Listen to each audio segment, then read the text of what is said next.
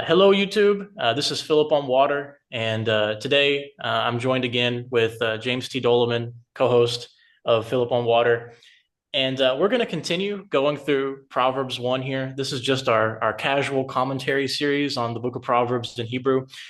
So it is casual, so grab your coffee or your tea. This is my water, not tea today, but tea or coffee would be good for this watching this series. What we're doing is we're just reading the Hebrew text, and then we're just giving practical live commentary on it and how it can apply to you and me.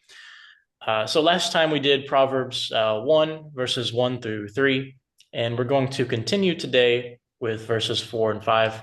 So I will read the Hebrew, and then we'll translate, and then I'll have some questions for you, Mr. Jimmy. So let's get started.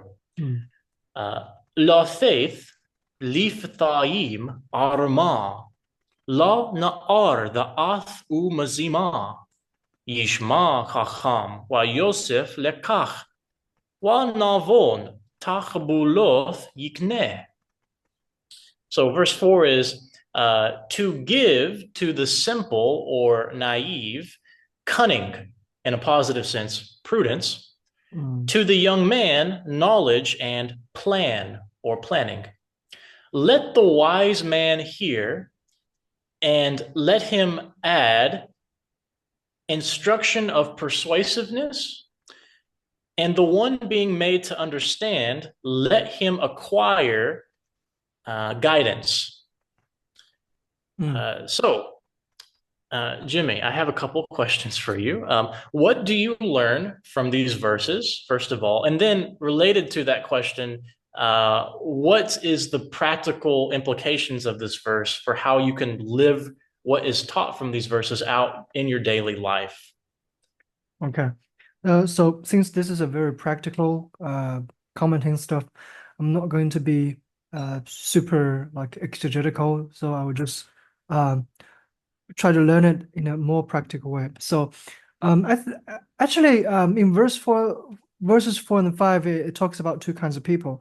One kind of people is like simple, naive. Another kind of people is wise. So apparently he's the author Solomon is trying to uh, uh, invoke both kinds of people to listen to what he says. So I think when we approach this book, before we actually start reading this book, we need to like be these two kinds of people here. The first kind of people is simple, naive. In our age, in our modern time, and I guess it's not just in modern time, in all ages,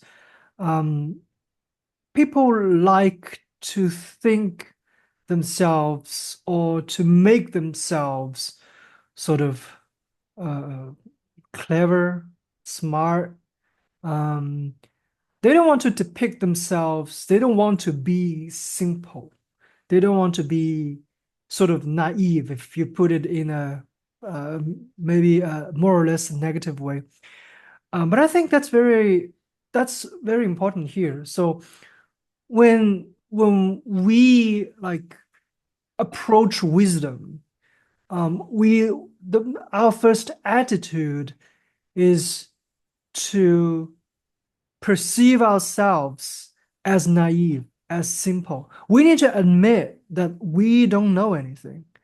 I think this attitude is very important when approaching wisdom and knowledge and all kinds of things, because that's how you can learn. If you think I know a lot of things, I've already very experienced, I know this and that, I don't really need people to teach me, then you're not going to learn anything.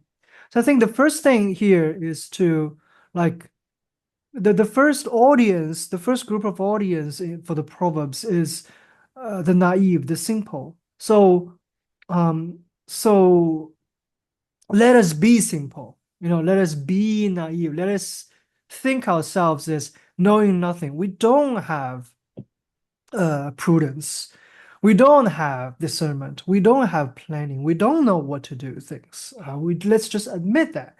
I mean, and in reality, that is true because we mess up stuff all the time. We screw up stuff all the time.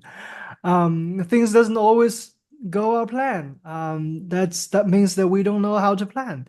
That means that we're still simple, we're still naive, we don't see everything. And let's just admit that, you know. I think that's a very important attitude in approaching the book, and just a very, very important humble attitude in approaching life in general. You try your best, but you always keep in mind that, like, I don't know everything.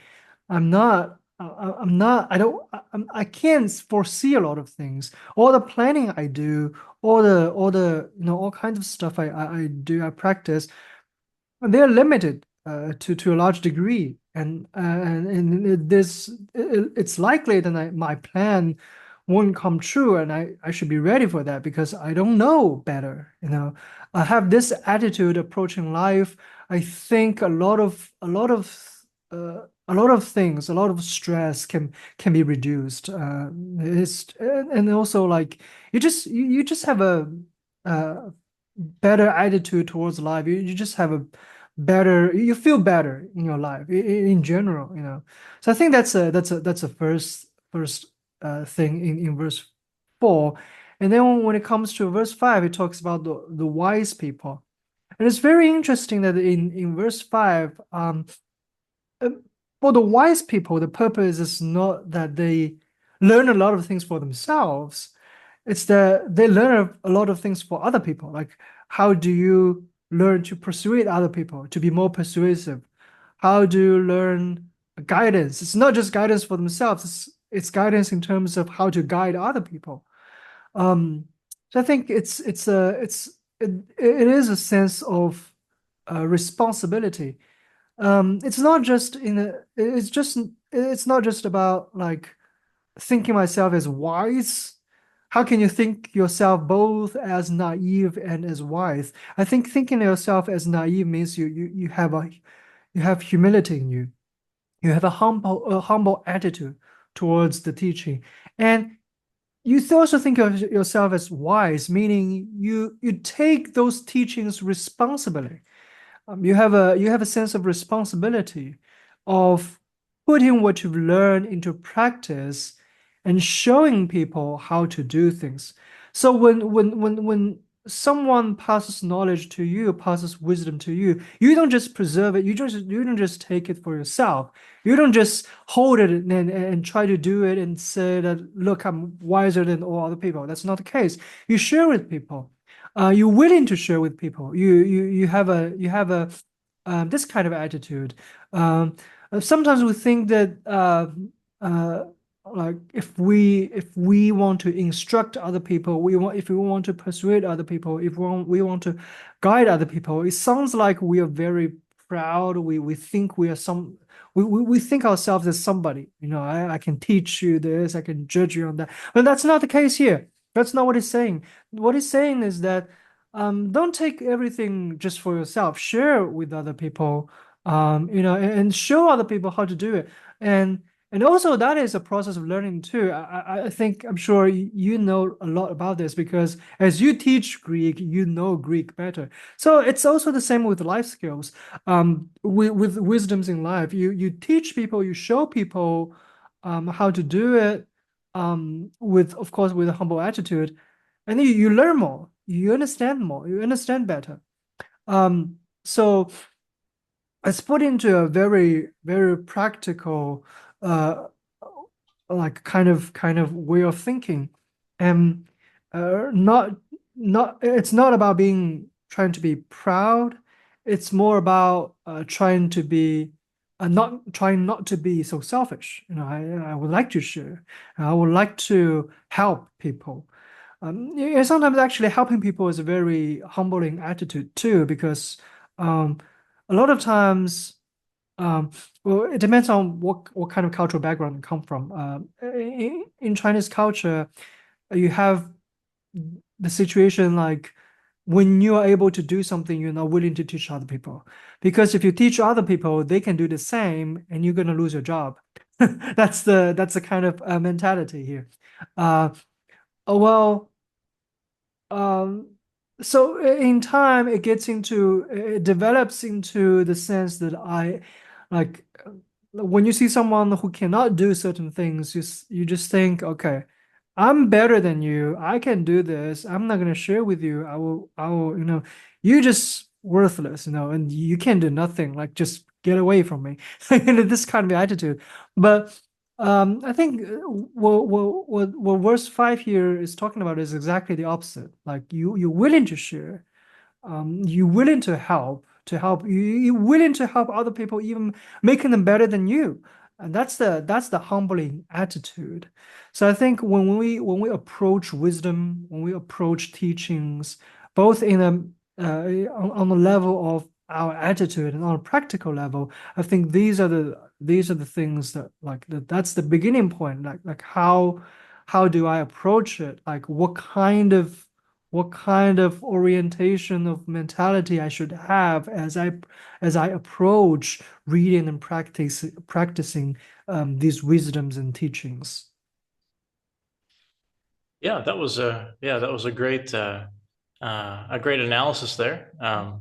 I kind of go in a different direction, or my mind goes in a different, not a contradictory direction, but my mind goes in a just a different way of looking at this. Mm, In verses 4 and 5, I see him as recognizing different groups of people. mm, So I see there's the simple-minded, mm, there's or the naive person. And this word is like somebody who's easily enticed, somebody mm, who is gullible, naive, simple-minded.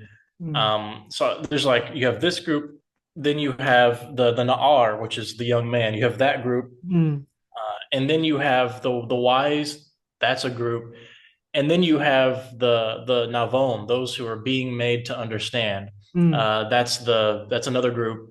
So I kind of see he's making groups here. mm, That's what it appears to me, and each one needs their own thing. It's like mm, the simple-minded. They need to develop a type of cunning or mm, prudence for their success. The mm, young man needs to develop. He needs knowledge and he needs planning. He needs plan for his success. mm, And for the wise, it's like the wise don't necessarily need something like that, but they need to add an ability to teach and be persuasive to help those other groups. That's mm, kind of the impression I get with mm, in verse 5. So the wise don't take anything. Here the simple they take um, the Na'ar he takes. But the wise, it's like they already have. They just need to hear and develop this instruction of persuasiveness. mm, And the one that gets me the most is the last one here. The one being made to understand, let him acquire guidance. So the one who is being made to understand, he should try to take guidance. And so that one is the one that seems a bit more obscure to me mm, than these other ones. mm, Um, Practically, I would agree with you that there is a call to being humble. It's like, empty your cup. You need to recognize that uh, you need to see yourself as the simple person first, so that you can have the right orientation to start with, to even be able to take the cunning, the instruction that you need. Um, I think for even more practically for the young man, they need to take knowledge and planning. Yeah, think about that. This mm, is something we need to be doing. As young mm. people, we need to be learning, and we Yeah, need to have a plan for what we want to do. So yeah, I think that this is so widely applicable. Like you could apply this to almost anything in life. You need to know what you're doing, and you need to mm, have a plan about what you're doing. So, yeah, and yeah, this is specifically for the mm, Na'ar. So, young yes, people need to do this. I want to add that uh, this is it's inevitable, to look at some of the context here to go right, beyond, I think, these mm, verses because the Lathaith implies that these verses are going with the first few verses, right? So mm, back up here to Proverbs 1 verses 1 through 3. So we have the Proverbs of Solomon, the son of David, king of Israel, to um, um, to know wisdom and discipline, and to understand words of understanding, to take discipline for making successful righteousness and justice and uprightness or upright deeds, to give to the simple or the simple-minded, the naive, cunning or prudence, to the young man knowledge and plan or planning. Let the wise one hear, and let him add an instruction of persuasiveness, and let the one being made to understand acquire guidance. Mm. So I guess that in addition to the first thought, which is you almost need to identify. So you kind of take it like you need to empty your cup. You need to recognize yourself as these people. I think in another way you could look at it as saying, which group are you? Mm. And what do you need to accomplish these things? What do you Yeah. need to be able to get the discipline to be successful for the righteousness, the Yeah. justice, and the That's a upright great deeds? connection. Yeah. Um, so I kind of see that in it as well. Mm. I want to go back to our first talk on these first three verses. There's something I want to add here. Mm. I mentioned in connection to discipline that what came to my mind was like correction, in the sense of like being paddled or being spanked, this type of thing, like as a Mm. kid. And I was saying how that is viewed as a type of abuse today, unfortunately, Mm. something that's needed. I just want to add something to that. Mm. I do remember as a kid, whenever I got paddled, Mm. um, I didn't like it. I Mm. was paddled. I remember I was paddled by the principal in my school for saying a bad word. Oh. So I was Mm. paddled for that one time. I Mm. was also, anytime I did something bad at home, my dad would break off a thin branch, not like a thick branch, but like a thin that you could swat with. And he called it the switch. And as a kid, I remember I did not want to get the switch. I dreaded that, and I hated it. Mm. And of course, as a kid, I cried about it too. It was dreadful for me.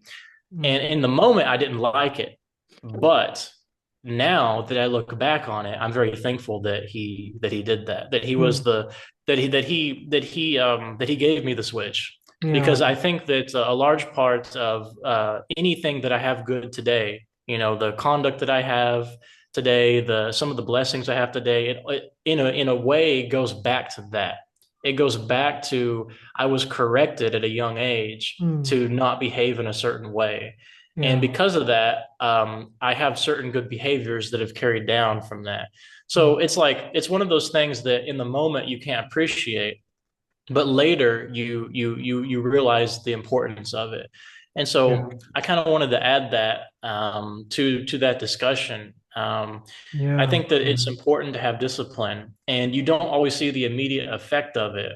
But sometimes some things in wisdom, it takes you a while before you can see the result of it, I suppose. Yeah. But I'm very thankful that I was disciplined the way I was as a kid, and I think that it's something that's really important. I think it's something that's lacking today. So to add to that discussion, um, but there's more than just discipline, and to even get to the point to where you can receive discipline, it seems like we need some other things as well. Like we need a type. It's almost like you need to be trained to get cunning. You need Mm. you need knowledge and planning to go Mm. with the discipline. Um, so that's what I see in these verses for like what you learn from them. Yeah. Getting Yeah. into the more practical side of verses 4 and 5. Mm. Um, Yeah, I think it's very good, it's a very good connection to connect verses 4 and 5 with the previous three verses. Because we've been talking about like learning righteousness and this kind of stuff, justice and righteousness and uprightness, like and be successful in these things. Like we've talked about, like being a skillful doer of the commandments, And I think especially sometimes when people think about cunningness, people always think about the opposite, like not being uprightness, not being upright, not being righteous, not being just, this type of thing. But actually, it's the opposite. No, the reason why it's opposite is that the point is that how do you shrewdly obey the commandments? It's not how do you shrewdly avoid obeying commandments. It's the opposite. How do you be prudent in doing the commandments and this Yeah. type of thing? I think I think that's what also that's what Jesus was talking about when he said you need to be shrewd like a snake. So I think it's a very because whenever I read these passages, I always have this kind of dichotomy in my mind. How can you be shrewd, be cunning, and at the same time be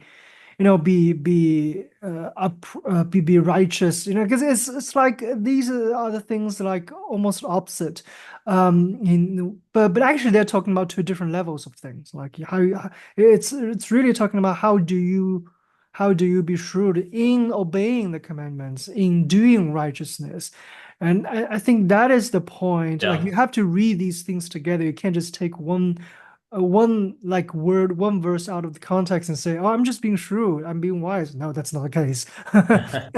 Yeah. I think that outer ma is the concept is a type of cunning, but it can be in a positive or negative sense. Yeah. So, like in a negative context, you would translate it as craftiness. In Mm, a positive context, it can mean prudence. So I think it's like this. mm, It's like there's an idea, and it can be in a positive or a negative context. yeah. Um, Back to the more practical side of things, Mm, something that I see in verse 4 mm, is a type of encouragement mm, to take to give to the simple-minded prudence. mm, So to me, that's encouraging because that means that even if you're simple-minded or naive, you can acquire prudence. yeah. It's something that you can be given. It's something that you can Mm, acquire.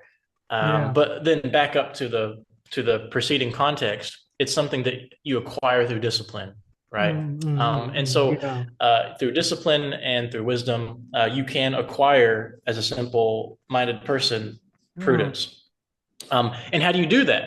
Well, you do it through the Proverbs of Solomon, right? Yeah. In the context Yeah. of the book. Yeah. So I think practically, this is telling us that no matter which group you fall in, so on one level, it's like you need to humble yourself and see yourself as these people to acquire this, right? But Mm, I think on another level, it's also like whichever group you fall in, you can be corrected, you can acquire wisdom if you do what Solomon is telling you to do, if you follow his yeah. instruction here.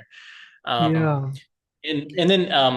and then back to my thought here, just to complete what I was saying earlier, for the young man, you for the young man needs to be acquiring knowledge and planning, not just knowledge, but planning with that knowledge. It's like that maybe that's something that we lack in school sometimes. We get a Mm, lot of knowledge, but mm, maybe we don't get the planning for the knowledge. mm, Maybe the planning is more important.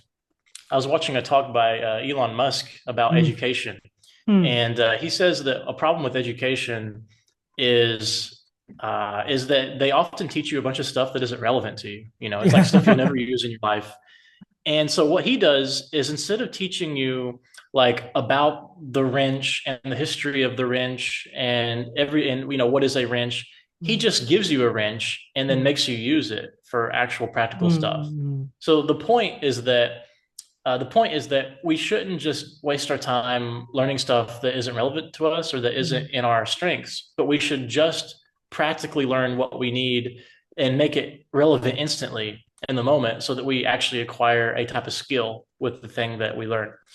Um, mm, and I actually kind of like that approach a bit more to traditional education. I think that that seems to mm, be a better way of doing things. mm, And so it's not just about the knowledge; it's about the planning that goes with the knowledge and using the knowledge for practical purposes. yeah. And then for the wise, I liked what you said. It's not just about being wise for yourself. We need to also share our wisdom with others. And so it's like if you've already reached the level of being a wise man, there's something more you can do. Solomon is saying you can learn how to be persuasive and teach others. Hmm. And so it's almost like another thing Solomon could be saying here is there's stuff for everybody in my book. Like if you're the Yeah, simple minded, I have yeah. something for you. If you're the young man, I have something for you as well. If Hmm. you're wise, I got something for you here as well. Hmm. Um, but this last category, this is the one that kind of eludes me. Is Hmm. I'm not quite sure exactly what to make of it. Maybe it's more general, where he says, the one being made to understand, let him acquire guidance. Hmm. So the acquiring and the guidance makes sense to me, but the one being made to understand, maybe this is a more general category for all three of these groups. Like if you're a simple person and you're trying to understand, Hmm. I'm going to give you guidance. Like this, maybe this is just like, the Hmm. last sentence to summarize his verses 4 and 5. If you're a young man, you're someone who's trying to understand, I'm going to give you guidance. Hmm. Likewise, if you're a wise person, I can give you guidance too. Maybe it's just as simple as that, or maybe it's a different I'm category. thinking. I'm Yeah. thinking about like this may be not a contrast, but in comparison with the wise people, because some people are sort of born with high IQ, like they just smart by birth. Some people some people are not like that. Some people are not smart by birth. They really work really hard to be where they are. Um, so I think he's referring to this type of people, those who are made to understand, those who are who took a lot of effort to become to become someone who understands stuff, this type of thing. And though I think he's referring to these kind of people because at least um in in Chinese culture, in Chinese sayings, we do have these kind of two categories of when we refer to wise people. Some people are wise, they're just wise. They're just wise by birth. They were born with the patron star or something. But some people are not so smart, but they really work hard, and because they work hard, they become smart. They become like understanding, and this type of. I think he's making the sort of comparison here. So he's saying that if you are already like very wise, you have something to acquire from me. But even if you are not like that, even if you are wise people who like become wise through all kinds of effort, you can still learn even more from me. So like it's still it is a different category of people, but it's you can say it's listed among the wise sort of, but it's a Hmm. different like I think it's actually most wise people in the world are the second category. And most people are not wise by birth. Most people are wise by effort. For a lot of people in even a lot of elite in our societies, I think they don't get their position easily. They've done a lot of they've like really made a lot of effort to be where they are right now. And that's the second group of people. And Solomon is saying that even for you guys, I have something to give. You can still learn guidance, Yeah, things like guidance. Maybe what do you think about it's like this? You have however your whatever your IQ is, whether you've achieved understanding through hard work or whether it naturally comes to you. What if the point here is after you've understood a topic, you need to have guidance to know how to apply it. Like I go back to the high skill here, the practical, the building up a practical skill. It's like after you can understand something really well, but if you don't have the right guidance, you may not know how to use it. Hmm. I think it depends on how you understand guidance here. My understanding of guidance here is guidance for other people rather than for themselves. It's still like the falling into the teaching kind of category. That's Okay. how yeah. Yeah, see, I think it's good that we talk about this because it just goes to show that there's different ways you can. I guess this was more exegetical today than applicational, but Yeah. I mean, to be fair, the content here kind of requires you to go down some of these Yeah, yeah, ideas. yeah, Um, I think that's really important to point out because it just goes to show that there's different interpretations for how you can look yeah. at Yeah. Proverbs. Oh, And this Proverbs. is something that I've kind of had some problems with. Like whenever I first started going through Proverbs in Hebrew, and I noticed some weird like phrasing. I would Mm-hmm. check translations, and I noticed different translations do things differently. Yeah. And it seems like with something like Proverbs, there's some things that just aren't always crystal clear, like Mm. for how exactly they should be taken or understood. And so I think that there's multiple ways that you can look at some of these phrases, and Yeah. that's just something we'll just have to work with as we go through our more applicational Yeah. Yeah, I side think of it this. But I think it's fine because wisdom is mystical. You can yeah, it's yeah, it's like that. Like if it's so crystal clear, it's no longer wisdom. Wisdom is sometimes like even more startling would be like sometimes you will read two verses side by side, but they're saying exactly the opposite things. How do you apply those?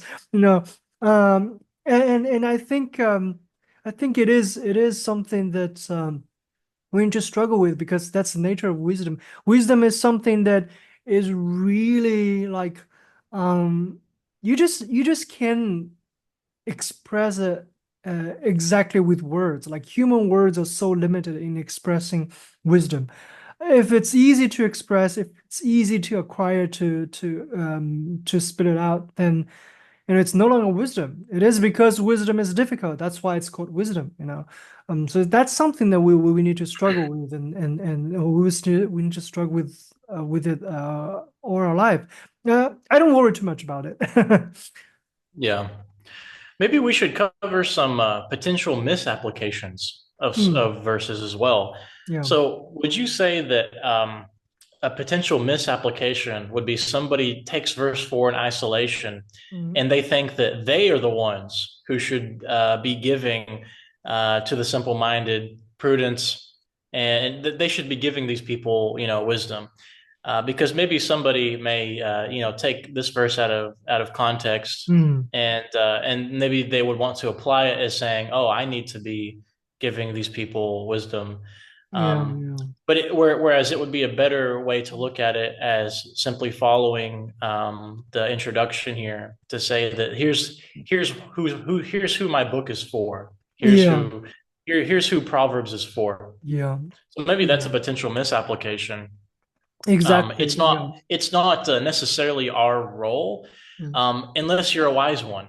Mm. A wise one, they're supposed to have instruction of persuasiveness, and then this last group here, the ones understanding, they can acquire guidance. But then I guess the question is, how do you know if you're a wise one? How do you know if Yeah, you fall in I one of these mm, categories? yeah, I think Um, that is the what I talked about in the beginning. Like we need to be humble. We need to have a humble attitude towards all kinds of things, and that's the beginning point of everything. Because even if you are wise, like you're not wise if you're not humble enough.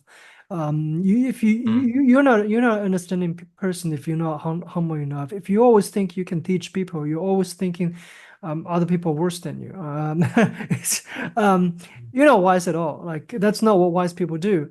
Um, but if you have a humble attitude, you don't think other people lower or worse than you, but you think in terms of what can I do to contribute to to other people to their life to what they need.